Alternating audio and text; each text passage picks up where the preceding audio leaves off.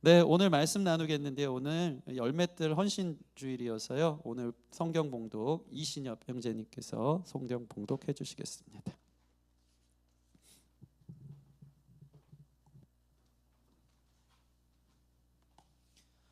함께 성경 봉독하시겠습니다.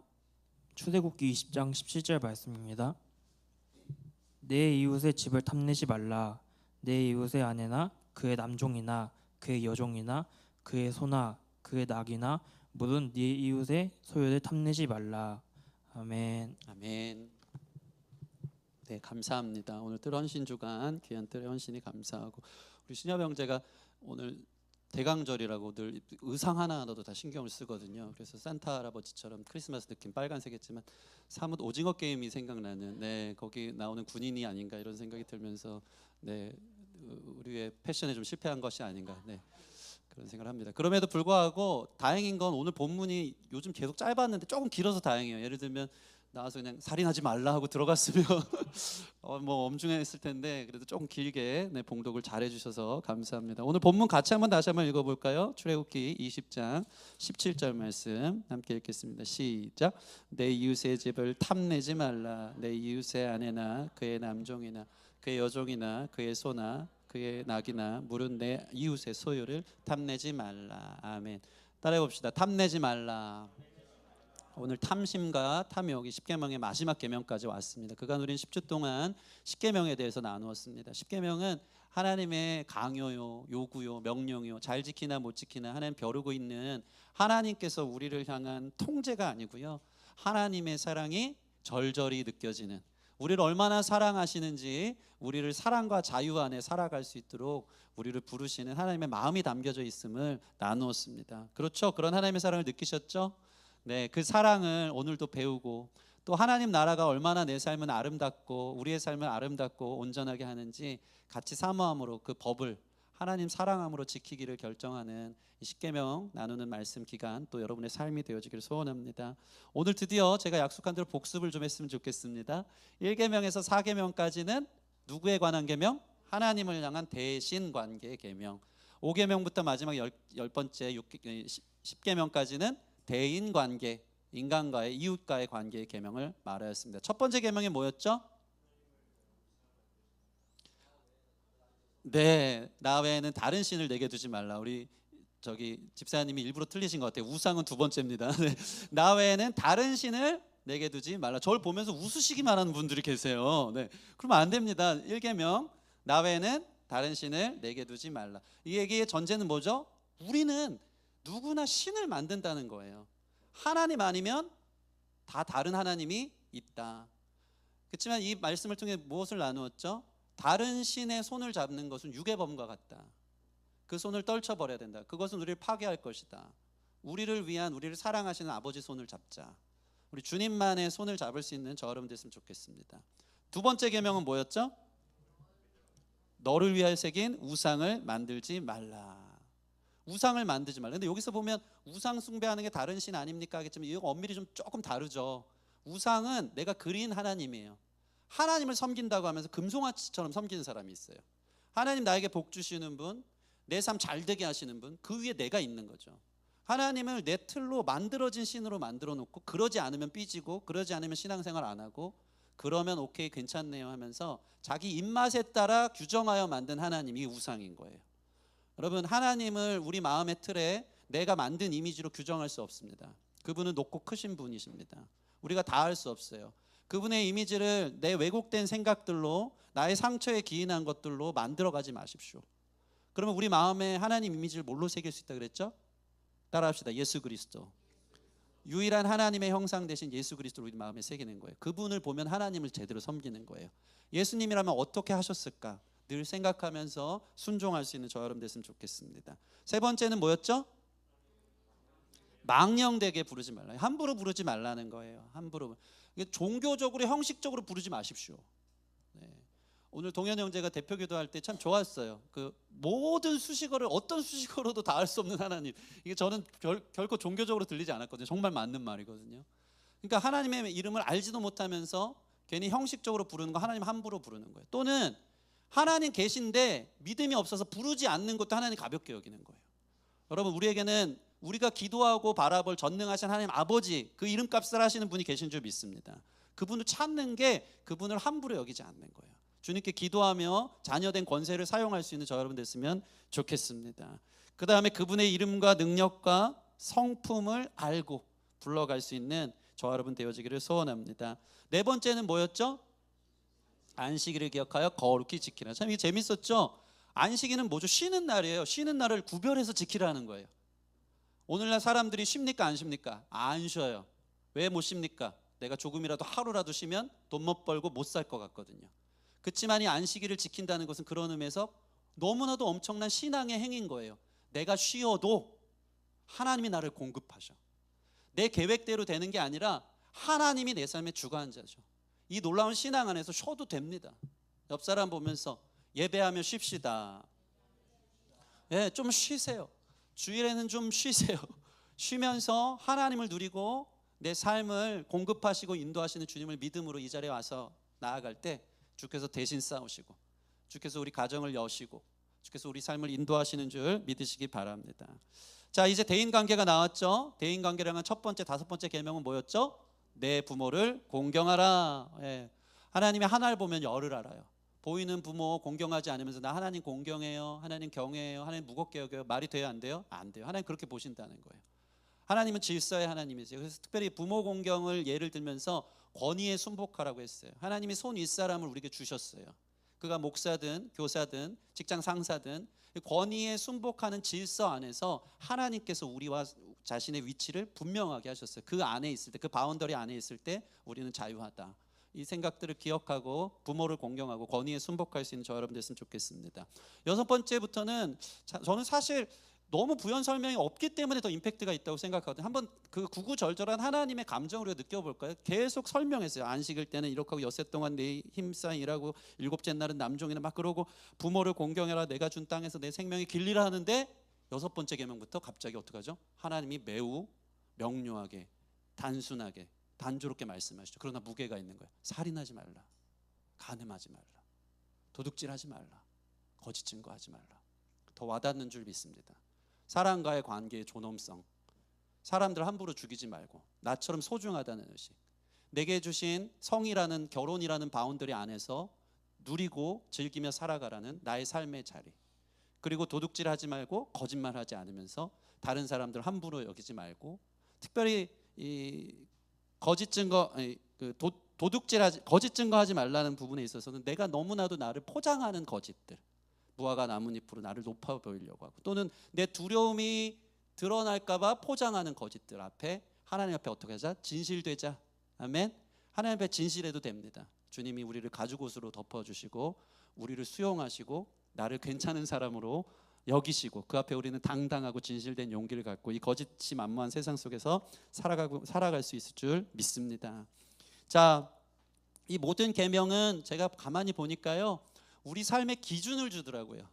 여러분, 인생에 기준이 있다는 건 너무 귀한 일이에요. 감사한 일이에요. 믿습니까? 어릴 적 초등학교에 선생님이 기준을 꼭 정하세요. 그 광활한 운동장 한복판에 너가 기준, 자, 이 기준을 뒤로 줄 서는 거야. 그러면 아이들이 기준이 있기 때문에 어디에 줄 쓸 줄을 아는 거예요. 그러면 반듯하게 줄을 서는 거예요. 주님의 말씀은, 주님의 계명, 우리 인생의 기준과 같습니다. 내가 지금 어디로 이탈됐는지, 어떻게 서야 삶의 자리인지, 어디에 있어야 내 삶이 행복하고 자유한지에 대한 이 십계명은 하나님이 우리를 사랑해서 주신 기준인 줄 믿습니다. 어떤 프랑스 학자가 이런 이야기를 했어요. 우리의 인생은 마치 영화 관람과 같은데 영화를 보려고 들어갔는데 늦은 거예요. 15분 정도 늦게 들어간 영화 관람과 같다 라는 프랑스 학자가 이런 얘기를 했습니다. 되게 철학적이죠.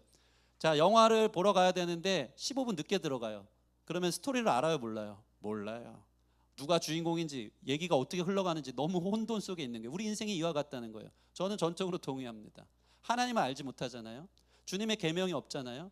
그럼 나는 어디부터 시작해야 되는지, 나는 누군지, 내 인생의 결말은 어디로 가는지, 영화 15분 늦게 들어가서 혼선이 오는 거랑 똑같은 삶을 사는 거예요. 여러분, 하나님의 말씀이 기준이 될 때 내가 어디로부터 이탈돼서 어디로부터 서야 되는지 명확하게 주님 짚어주는 게 은혜인 줄 믿습니다. 그 기준 앞에 하나님 관계, 이웃 관계, 그 중심에 내가 온전한 주님의 부르심의 자리에 설 수 있는 저 여러분들 되어지기를 원합니다. 오늘 마지막 계명입니다.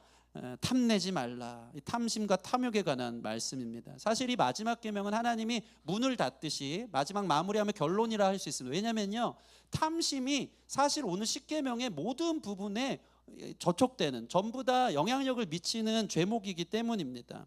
인간의 죄의 시작이 바로 탐심이고요, 욕심을 내다가 도둑질도 하고, 욕심내다 간음도 하고, 욕심내다 살인도 하고, 욕심내다 하나님 자리까지 넘보다가 하나님 외에 다른 신을 두기도 하고, 하나님 자리에 자기가 서서 우상처럼 만들어 놓고 그런 하나님이어야 돼 강요하는 인생이 되는 거예요. 이 모든 것의 마무리, 인간의 근원적 탐심에 대해서 오늘 같이 연구하고, 그 죄의 원인을 파헤치고 우리 안에 있는 정과 욕심이 죽게 되는, 십자가에 못 박혀 완전히 처리되는 귀한 시간 되어지기를 주님의 이름으로 축원합니다. 먼저 오늘 말씀을 보면요, 탐심의 정체를 알 수 있어요. 탐심은요, 항상 이웃을 대상으로 하더라고요. 오늘 본문 볼까요? 17절 다시 한번 읽겠습니다. 17절 시작. 내 이웃의 집을 탐내지 말라. 내 이웃의 아내나 그의 남종이나 그의 여종이나 그의 소나 그의 낙이나 물은 내 이웃의 소유를 탐내지 말라. 다 이웃이 걸려져 있어요. 탐심의 정체는요 뭐냐면, 내 삶이 있는데 내 삶의 바운더리와 내 선을, 내 몫을 넘어서서 이웃을 향해 눈을 돌리면서 시작되는 거예요. 예. 근데 이 탐심의 정체가 어떻게 시작되냐면, 왜 이웃을 향해 돌리면서 그것을 취하고 빼앗으려 합니까? 왜 거기에 욕심을 갖습니까? 나는 그래도 돼 라는 의식이 있는 거예요. 나 정도면은 그 정도는 가져도 돼 하면서 자기 자신에 대한 잘못된 특권 의식에서 시작돼요. 그게 탐심이에요. 거기 가로에 여러분 특권 의식 쓰면 됩니다. 뭔지 궁금하신 분 가르쳐 드릴게요. 예. 사람이요, 하나님이 주신 자기 주제가 있고요, 자기 분수가 있어요. 삶에 하나님이 주신, 누릴 수 있도록 주신 삶의 자리가 있는 줄 믿습니다. 근데 그 자리에서 자기 자신을 과대평가하는 거예요. 저 사람 거 왜 내가 못 가져? 나는 그 정도를 누릴 수 있어 하면서 우리 안에 탐심의 정체가 드러나죠. 나 자신에 대한 과대평가, 자신에 대한 잘못된 특권 의식이죠. 한마디로 엄청난 교만입니다. 한번 생각해 볼까요? 아담과 하와에 있어서 잘못된 특권 의식이 생겼어요. 그게 뭐죠? 나 하나님처럼 될 수 있어. 하나님의 자리를 탐욕스럽게, 탐심 있게 쳐다본 거예요. 마귀가 부추겼죠. 야, 선악과 먹어. 너 눈 밝아서 하나님처럼 될 거야. 그 하나님의 자리예요, 아담과 하와의 자리예요? 원래 하나님의 자리예요. 근데 나는 이거 먹으면 하나님처럼 된다니까 나 그거 노릴 거야, 그거 누릴 거야 하면서 사탄의 교묘한 판단에 인식이 바뀌어요. 그의 눈들이 바뀌어서 선악과가 어떻게 되죠? 보암직도 하고 먹음직도 하고 지혜롭게 할 만큼 탐스러워 보인지라. 선악과가 달라 보인 거예요. 하나님의 권위를 빼앗고 싶은 마음, 자기의 잘못된 특권의식, 과대평가 속에 자기가 하나님이 되는 줄 알았던 거예요. 근데 여기에 마귀에게 완전히 속았죠. 여러분, 탐심에 속지 마십시오. 여러분 자리에 만족하십시오. 탐심에 속아서 그거 뺐잖아요. 그러면 어떤 일이 벌어지냐면, 결국 선악과를 먹고 그들이 하나님이 됐습니까? 아니요. 정령 죽을지어다. 죽음과 같은 삶이 시작됐고요, 심지어 하나님도 죽이는 일이 된 거예요. 선악과는 너 이거 먹지 마라 말씀하신 하나님이 내 삶에 계시다라는 것을 인식할 수 있는 삶의 자리를 마련해 주는 건데, 내가 그거 빼앗아 먹는다는 것은 하나님 죽어주세요, 하나님 없어져 주세요, 내 인생에 감나와라 배나라 하지 마세요, 저는 내 멋대로 살 거야 하면서 하나님 관계도 깨트리는, 상대도 죽이고 나도 죽이는 결과를 가져왔다는 것입니다. 이런 특권의식으로 병든 사람들이 성경에 많이 나옵니다. 지난주에 나누었던 아합 왕에 대해서 한번 생각해 볼까요? 아합 왕은요, 왕입니다. 그는 엄청나게 화려하게 잘 지어진 왕궁도 있었고요, 심지어 별궁도 있었어요. 자기에게 이미 주신 삶의 자리가 넘쳐요. 은혜가 많아요. 그런데 이 별궁에서 그 옆에 작은 포도원 하나가 창가에서 보인 거예요. 그 창가에서 보인 포도원은 나봇의 포도원이에요. 너무나도 작았지만 또 예뻐 보인 거예요. 탐심이 들어간 거예요. 내가 왕인데, 자기 특권의식, 저거 왜 못 가져? 내가 빼앗을 수 있어. 내가 왕인데 이 작은 밭 하나 내가 못 갖겠어? 그것은 나봇의 것입니다.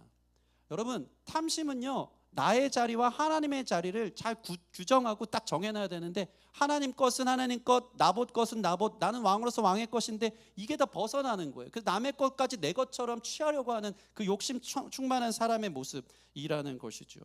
그 인간의 욕심은 끝이 없어요. 그러면서 자기에 대한 과대한 자기 평가, 나는 그거 누려도 돼 라고 생각하면서 나봇의 것을 빼앗은 것입니다.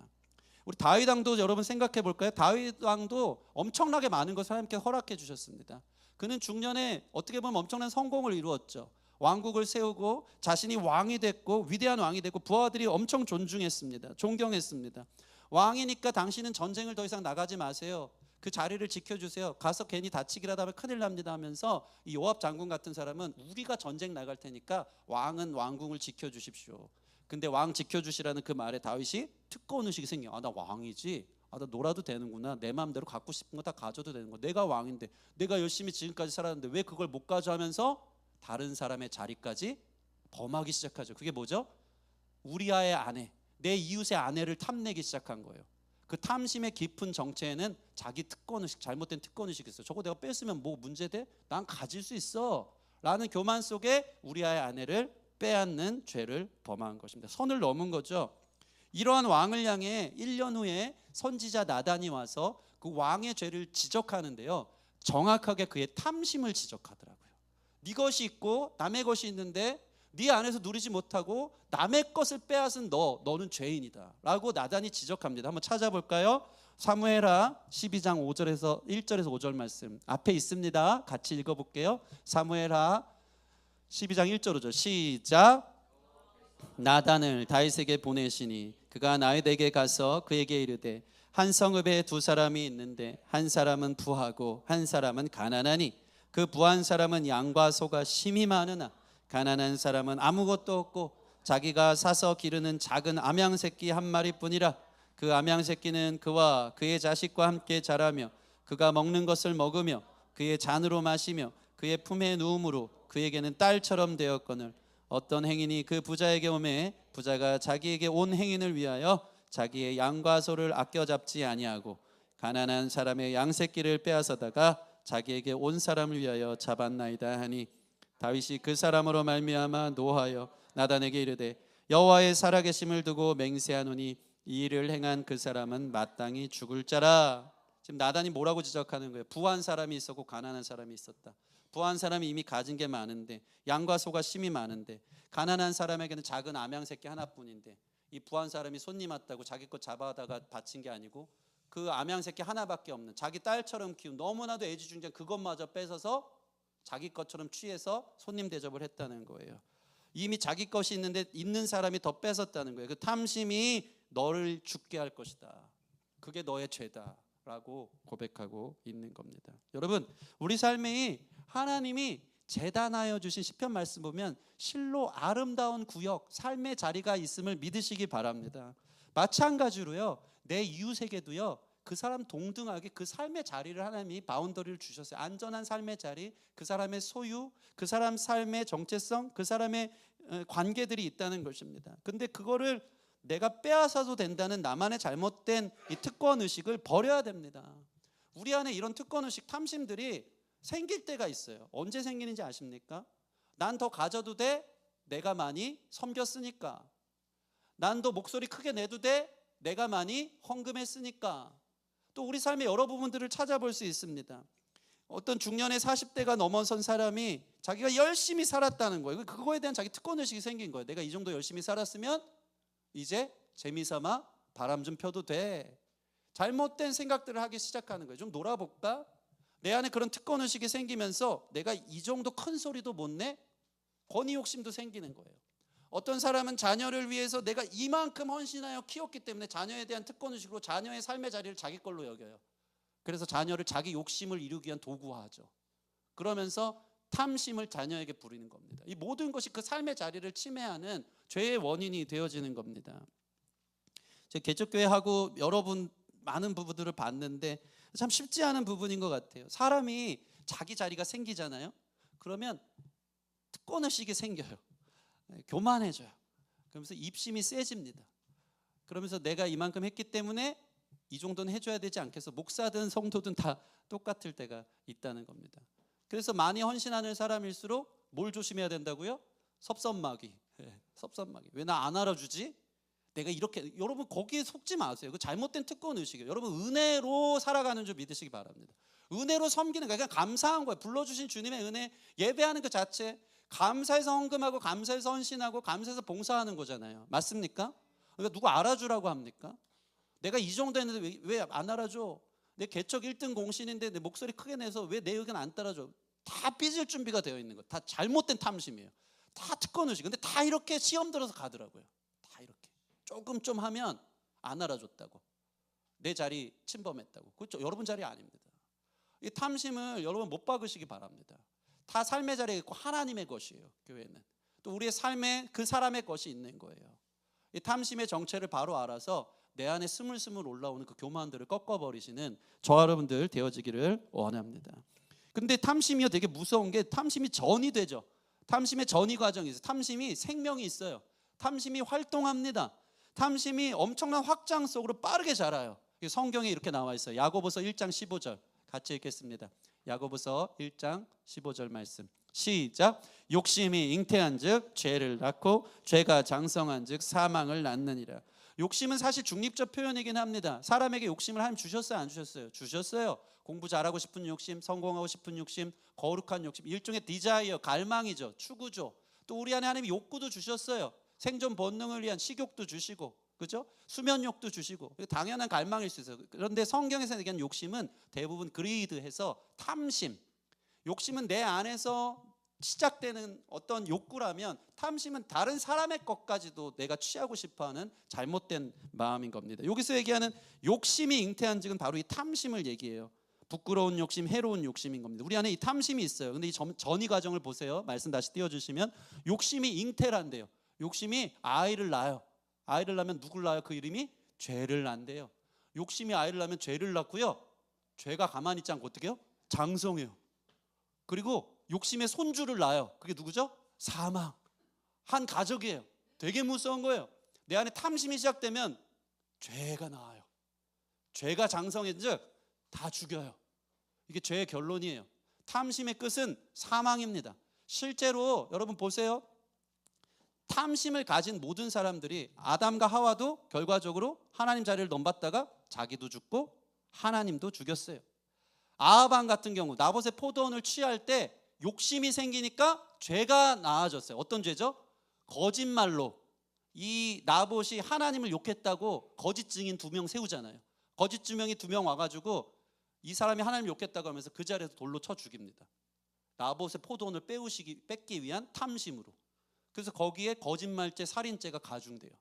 그러고 나서 어떤 일이 벌어지죠? 나봇을 죽이고 나봇도 죽이고. 아합이 이 포도원 뺏었다고 좋습니까? 행복합니까? 그렇지 않더라고요.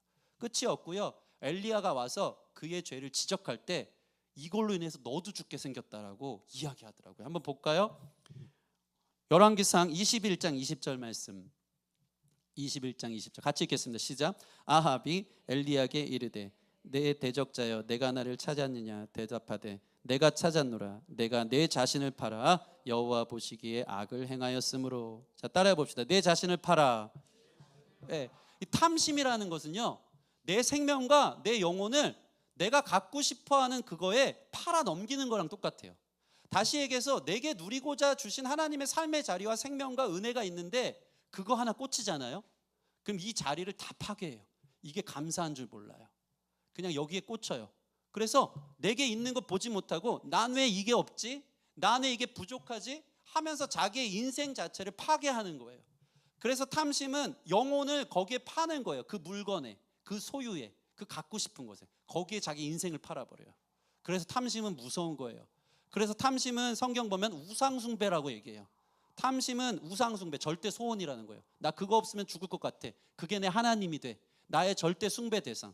그거 쫓아다니다가 내 영혼을 팔았다라는 이 표현이 우리 삶에 이 엘리야가 말한 것이 그대로 적용되어지는 것입니다.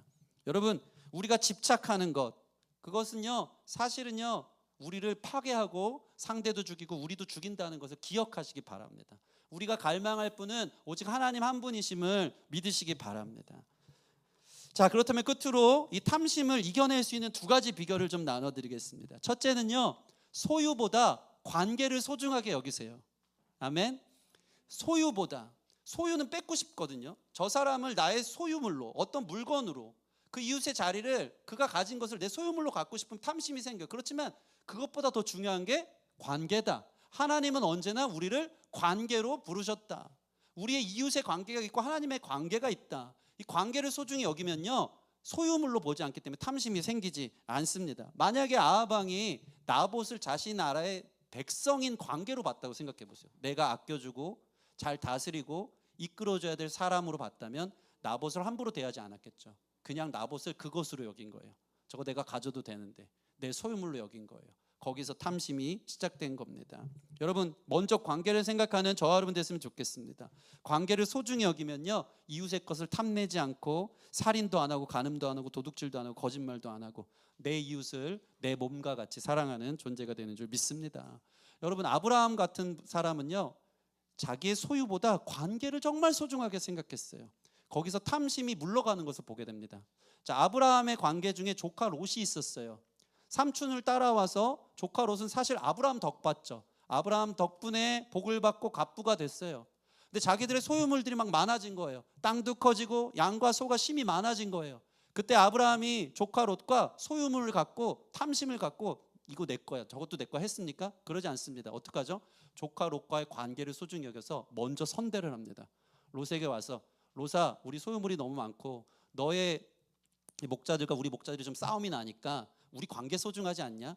너가 좌하면 내가 우하고 내가 우하면 네가 좌하리라. 엄청난 선대죠. 사실 조카가 그렇게 해야 되는 거 아니에요? 삼촌 덕 보고 여기까지 와서 성공했으면, 삼촌 우리가 너무 싸우니까 관계 중요하니까 삼촌이 좋은 땅 차지하세요. 근데 아브라함은 이 관계를 너무 소중히 여긴 거예요. 그래서 너가 좌하면 내가 우하겠다. 너 먼저 결정해. 근데 롯의 마음에는 탐심이 가득했어요. 아브라함의 결정에 아브라함과의 관계를 생각한 게 아니고 자기 소유를 먼저 생각한 거예요. 그래서 그러면 내가 보기에 저 소돔 땅이 에덴 동산처럼 참 물도 많고 너무 아름답고 비옥하기에 내가 거기 갈게요 합니다. 롯은 결국 소유를 찾아서 갔고 아브라함은 끝까지 관계를 지켰어요. 근데 어떤 일이 벌어지죠? 그 관계를 잘 지킨 아브라함을 향해 하나님의 관계가 찾아옵니다. 하나님이 그 관계를 끊어버리지 않아요. 하나님이 아브라함을 관계로 여기세요. 그래서 오셔서 뭐라고 하시죠? 아브라함아, 네가 참 잘했다. 너가 그 관계를 소중히 여겼구나. 너가 생각할 때 좌로 가면 우로 가고 우로 가면 좌로 가는 그 수준이 아니라 동서남북, 얼마나 입체적이에요. 동서남북 땅끝을 다 봐라. 네가 밟는 땅마다 내가 줄게. 할렐루야. 네가 밟는 땅마다 내가 축복해 줄게. 하나님과의 관계, 이웃과의 관계를 생각하는 사람을 하나님이 축복해 주시는 줄 믿으시기 바랍니다. 탐심 갖고 다른 소유, 나 왜 저게 없어, 저게 내 축복이야, 비교와 열등 속에서 내 안에 없는 것만 보이기 시작하고 서운하기 시작하면요, 거기 매여서 우리를 죽이는 것뿐이에요. 거기 축복 없어요. 그 먼저 이웃과의 자리, 하나님과의 자리, 그 관계를 생각하는 사람을 하나님이 기억하셔 오사 우리를 향해 축복해 주시고 넘치는 복을 허락하여 주실 줄 믿습니다. 두 번째, 우리가 이 탐심을 극복하기에 필요한 것은요, 바로 자기 삶의 자리에 감사하는 것입니다. 따라해 봅시다. 감사합시다. 내 삶의 자리를 보는 거예요. 거기에 만족하며 감사할 수 있다면 우리는 다른 것에 욕심을 내지 않을 것입니다. 비교와 열등은 마귀가 주는 생각이에요. 눈을 돌려서 이웃을 보는 게 아니고 내 자신을 보십시오. 내게 허락된 은혜를 보십시오. 여러분, 같은 상황에서도요, 탐심의 마음은 결핍감이 들어요. 난 이것도 없고 저것도 없고. 같은 상황에서도 감사를 하잖아요. 그럼 충만감이 듭니다. 와, 나 같은 사람에게 이런 은혜가 있네. 이렇게 이겨내세요. 저는 제 목회의 자리에서, 제 가정에서 탐심이 들어올 때, 비교와 열등이 들어올 때 이렇게 이겨내는 비결을 배웠습니다. 나 같은 사람 목회하는 게 어디야? 나 같은 사람에게 은혜 주셔서 나 같은 사람 성도들이 말씀 듣겠다고 오는 게 어디야? 감사하는 거예요. 내 삶의 자리가 얼마나 감사한지 모릅니다.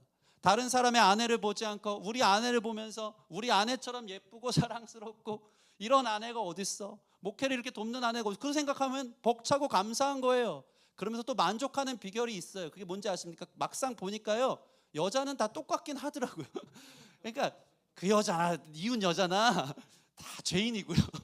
다 그렇게 같이 살면서 이 사람을 아름답게 가꾸고 소중하다 여길 때 보석처럼 빛나서 내 것이 되어지는 거다. 여러분, 우리 삶의 자리를 보세요. 이미 허락된 것을 보세요. 은혜 아니고는 말할 수 있는 것들이 아무것도 없는 줄 믿습니다.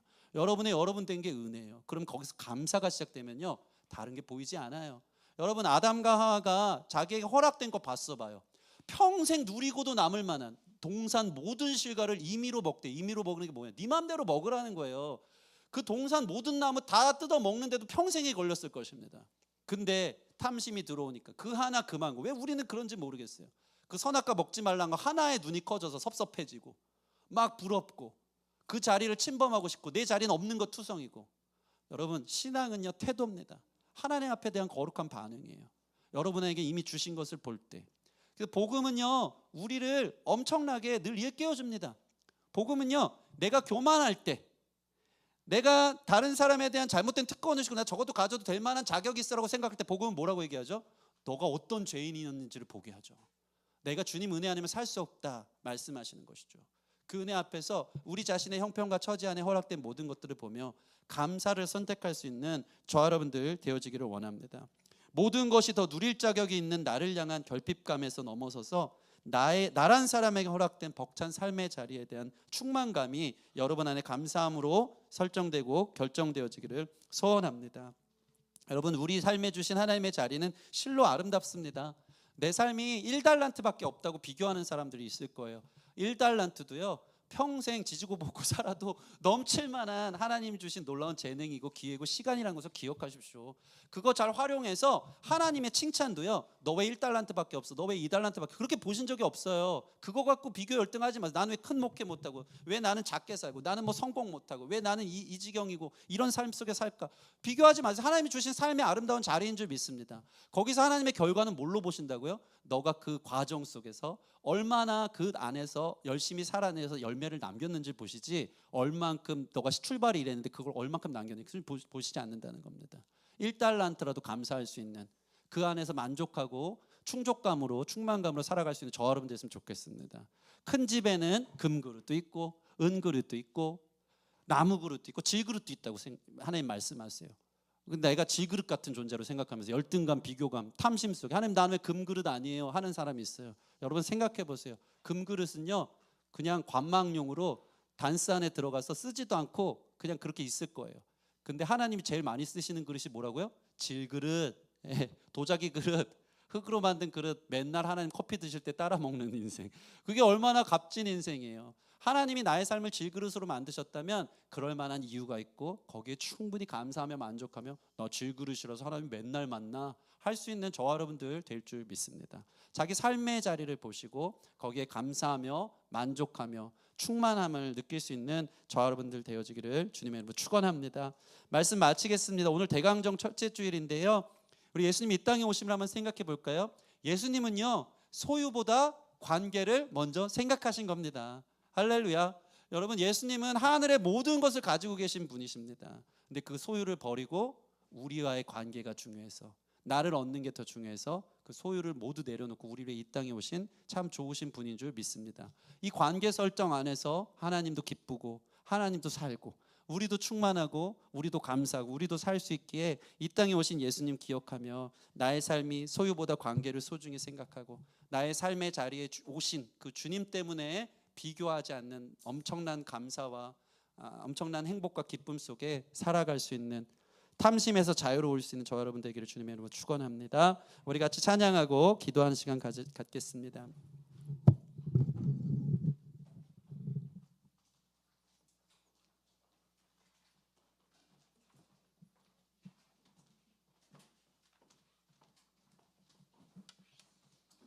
우리의 삶에 허락된 아름다운 구역, 그 자리들을 생각하며 그 은혜 앞에 모든 정욕과 욕심들 내려놓고 주님 앞에 감사함으로 나아갈 수 있는 시간 되기를 원합니다. 우리 함께 찬양하겠습니다.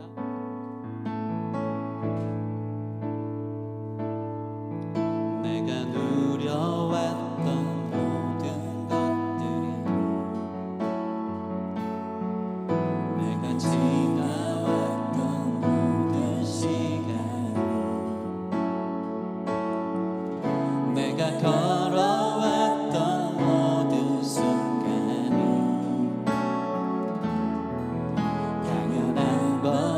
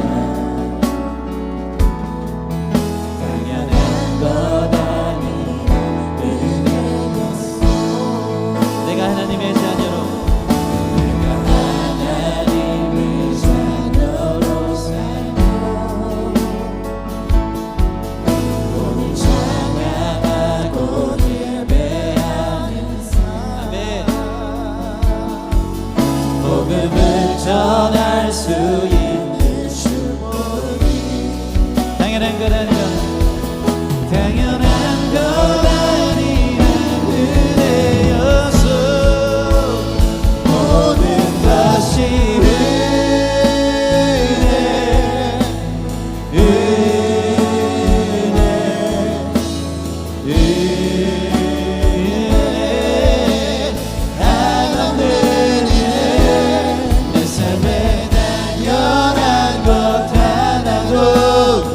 없었던 것은 모든 것이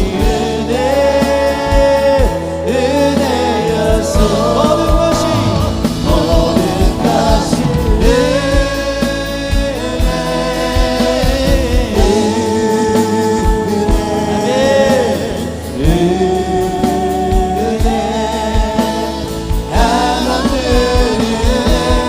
내 삶에 당연한 것 하나도 없었던 것은 모든 것이 은혜여서. 복음은 우리의 잘못된 특권의식 속에 모든 게 당연한 것 아니야, 내가 가져도 돼 라고 생각하는 모든 것을 빼하고 너가 얼마나 죄인이었는데 라고 우리에게 이야기하면서 우리 삶의 모든 것이 은혜라는 것을 다시 기억하게 합니다. 그 은혜 앞에 허락된 모든 삶을 생각하면요, 사실은 가장 큰 주님을 주신 주님으로 인해 감사하지 않을 수 없는 인생이 시작되는 줄 믿습니다. 그 벅찬 주님의 감격적인 그 격차 속에서 오는 놀라운 주님의 사랑이 우리의 시선을 멈추기 시작하면 비교할 게 없어요. 그냥 감사한 거예요. 그냥 그 은혜로 살아온 기적을 하나님 앞에 노래하며 감사한 거예요. 심지어 그분의 손에 우리 삶이 있을 땐 세상적으로 볼 때 내 삶에 상처가 많고 결핍이 많고 비교될 것 많고 나한테는 없는 거 많다 그래도 예수님 안에서 합력해 선을 이루고 그게 우리에게 유익하다는 생각들을 하기 시작하며 일체 자족의 비결을 배우게 되는 줄 믿습니다. 그러다 보면 오직 이 인생 속에 나 하나밖에 없는 놀라운 주님의 부르심에 유니크한 나의 삶에 만족하고 감사하며 나의 삶의 길을 걸어가는데 부족함 없게 걸어가는 인생 되는 줄 믿습니다. 하나님, 나를 돌아보게 해주십시오. 나의 삶에 허락된 은혜를, 그 상처의 은혜, 결핍의 은혜, 빼앗아간 것 같은 그 은혜도 나를 위한 사랑의 은혜임을 보며 감사를 회복하게 하여 주시고, 하나님 그 감사함 앞에 내 이웃의 것들을 소유물로 보며 빼앗으려고 했던 잘못된 생각들 내려놓고 모든 하나님과의 관계, 이웃의 관계를 또 소중히 생각하며 그들을 오히려 축복해주며 함께할 수 있는 우리의 모든 삶이 되게 해달라고 우리 같이 기도하며 나아가겠습니다. 함께 기도하시겠습니다. 하나님 감사합니다. 이미 주신 것이 벅찹니다.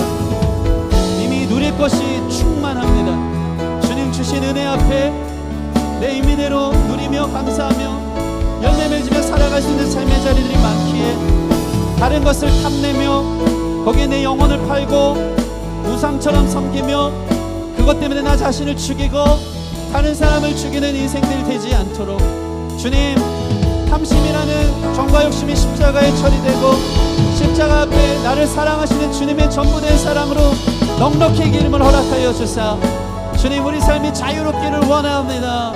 아버지, 이웃과 비교하며 빼앗고자 하는 모든 거짓과 도둑질과 모든 살인과 간음, 하나님 자리를 침범하였던 모든 것들을 내려놓고 감사하며 우리 인생을 걸어가고 충만하게 이웃을 축복하며 그 관계 안에 삶의 자리를 지켜나갈 수 있는 우리 성도들이 되도록 축복하여 주시옵소서.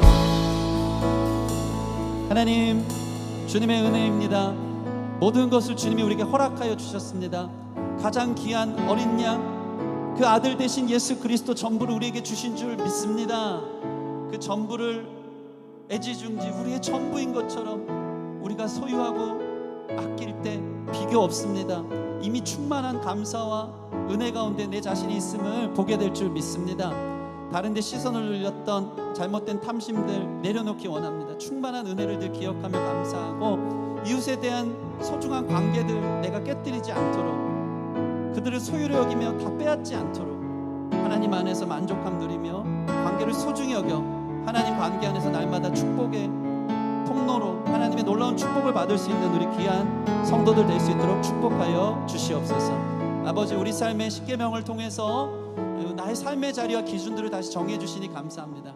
주어진 삶 속에 만족하며 감사하며 탐심으로부터 시작되는 모든 죄의 자리들을 벗어나 정말 자유롭고 행복한, 다른 사람 죽이고 내 영혼들도 파괴하지 않는 주님 안에서 영원한 생명을 얻는 삶을 살 수 있는 귀한 아름다운 자리를 지키는 우리 모든 성도들 되길 소원하며 예수님 이름으로 기도합니다. 아멘. 영광의 박수 올려드리겠습니다.